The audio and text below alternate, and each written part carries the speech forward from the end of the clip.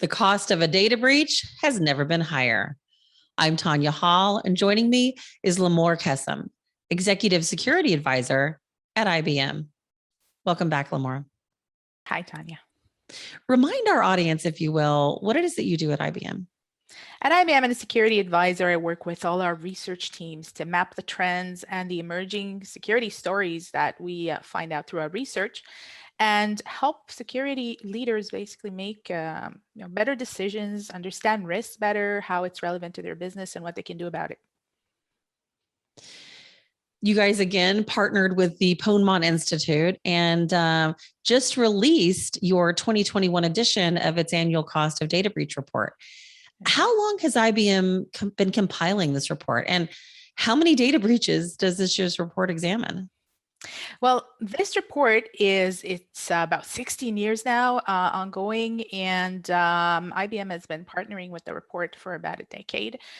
So this report is interesting and important on its own because of, first of all, that it builds up on previous reports, but also the fact that it's been covering this really tough year in security, right? The pandemic year and everything that came with it.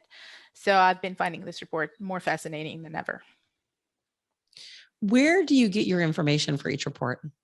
So we talk to companies, we interview them in a lot of details. And in this specific report, we had 537 companies from across 17 different countries. So we also, map the trends to different areas, to different types of companies.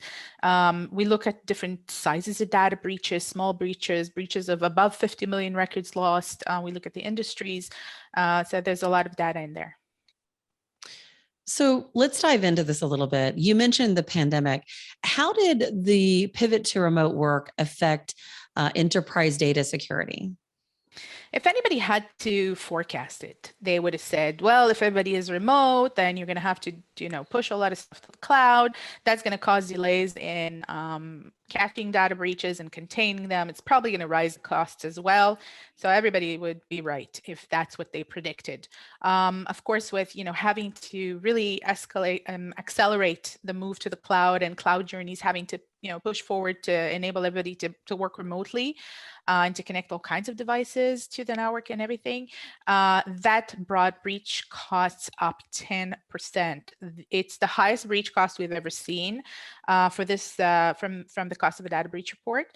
And if we look at year over year, that's 10% difference from last year. So it's been an impactful year for sure. So what is the cost then of a typical breach? The cost of a typical breach is $4.24 million. That's when we look at a global average.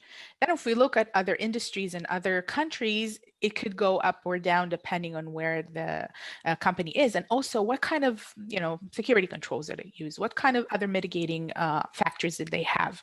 I can tell you that the United States, for the 11th year in a row, had the highest breach costs of over $9 million on average across the companies that we interviewed, and the healthcare sector also 11th year in a row, highest breach costs. They had $9.23 million on average for a breach, and that's a $2 million jump from the previous year. That's how badly they were attacked last year. Okay, this is not an area we want to lead. Okay, Limor, I just want to say that right now. What are the root causes of data breaches, and what type of data was most commonly compromised? The root causes, we actually looked at all the different root causes. And we also looked at what was the cost of a breach in case of that root cause, right? So the leading thing was stolen credentials. We all know there are billions of stolen credentials out there. And this should definitely encourage organizations to understand, your multi-factor authentication that's been sitting on the in the roadmap for the past 10 years. It's really high time that it becomes reality, because this is the number one way for attackers to get in. And it's a pretty costly breach as well, over $4 million for this. Interestingly, it was followed by phishing and other types of attacks. And then interestingly, we saw that business email compromise, although it was only in 4% of the cases, had the highest impact, where breaches there cost over $5 million each. The report also looked at so-called mega breaches. Tell us what you learned there.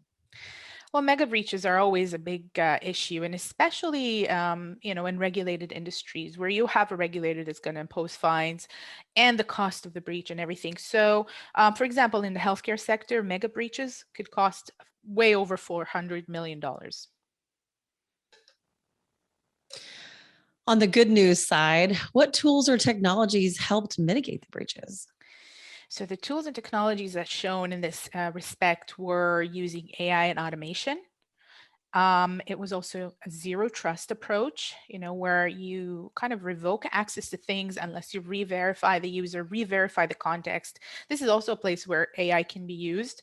And also, the deployment type of how is the company working? If they're working with hybrid clouds, they had the lowest breach costs in terms of deployments, whether it's on-premise, private cloud, public cloud, etc. And I think those things made sense. For the first two, when we looked at AI and automation and zero trust as well, this is where maturity mattered a lot. The more mature they were on their journey in these parts, in these factors, the lower their breach costs were. What they could save anywhere between $1 million and $2 million in each case. So that was really important. And also in the hybrid cloud situation, it was like, okay, why was it cheaper in hybrid cloud? If you typically as a security profession say, well, if it's on-premise or private cloud, I have a lot more control. I'm a lot more secure per se. Well, I think it's about not putting all your eggs in the same place. And the breaches could be very costly, even if they are just in one central place where you supposedly have control, but if you're breached, you kind of lost that control. So that was interesting to see as well, that the hybrid cloud being, inherently sectioned. I mean, if an attacker breached one area, does not necessarily mean they could breach another cloud or another section of the extended infrastructure.